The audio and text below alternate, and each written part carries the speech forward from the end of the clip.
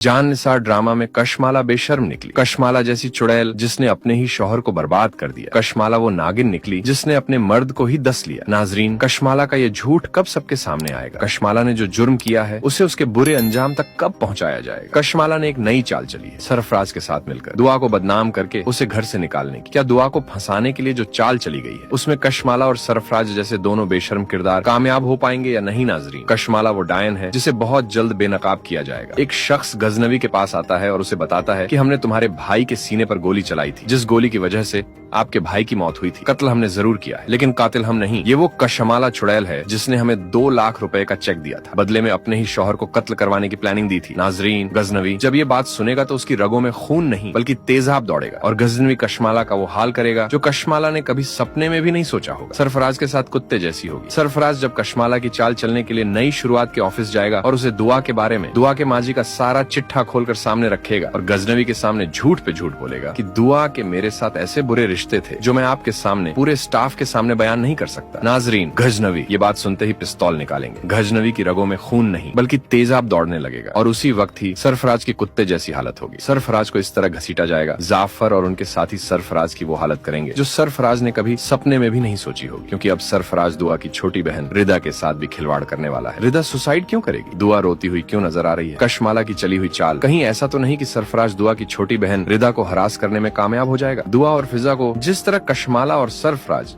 जैसे बेशर्म किरदारों ने रुलाया है, मुझे यकीन है कि इससे कई गुना ज्यादा ये दोनों बेशर्म कशमाला और सरफराज रोने वाले हैं। ऐसा होगा दोनों के साथ कि दोनों ने कभी सपने में भी नहीं सोचा होगा। गजनवी के सामने जब सरफराज कशमाला की चाल चलने लगेगा तो उसी वक्त ही सरफराज को मारपीट के बाद पुलिस के लॉकअप में बंद किया जाएगा। वहाँ पर पुलिस के अफसरान भी सरफराज पर पूरा जोर आजमाएंगे और सरफराज जब अच्छी तरह से धुलाई होने के बाद अपनी जुबान खोलेगा तो कशमाला का नाम लेगा और यही बताएगा कि मैंने कशमाला के कहने पर आप गजनवी के सामने पंगा लिया था। मुझे कशमाला ने ही 50 लाख रुपए देने का ऐलान किया था। ये बात सुनकर गजनवी गुस्से में बेकाबू हो जाएंगे। गजनवी, पुलिस अफसरान और सरफराज, जाफर, सारे सिक्योरिटी गार्ड सरफराज को लेकर हवेली पहुंचेंगे। हवेली में रूबरू खड़ा होगा सरफराज कशमाला के सामने। वहाँ पर दुआ भी मौजूद होती है और गजनवी की वालिदा भी मौजूद होती है। सबके सामने अच्छी तरह से धुलाई होगी कशमाला की। इतनी कुत्ते जैसी हालत होगी कि कशमाला ने कभी सपने में भी नहीं सोचा होगा। और इसी वक्त वही शख्स एंट्री मारेगा जिसे 2 लाख रुपए दिए थे कशमाला ने और अपने ही शौहर को कत्ल करवाया था। इसके बाद अदालत सजा सुनाएगी इन दोनों को, सजाए मौत की। यही होगा हैप्पी एंडिंग। दुआ, गजनवी और सब खुश हो जाएंगे। कशमाला गिड़गिड़ाती रहेगी, अपनी जिंदगी की भीख मांगेगी, लेकिन उसे कुछ भी नहीं मिलने वाला। ड्रामा होगा फाइनल हैप्पी एंडिंग। रिव्यू पसंद आए तो चैनल को सब्सक्राइब कीजिएगा। अपना ख्याल रखिएगा। बहुत सारा शुक्रिया।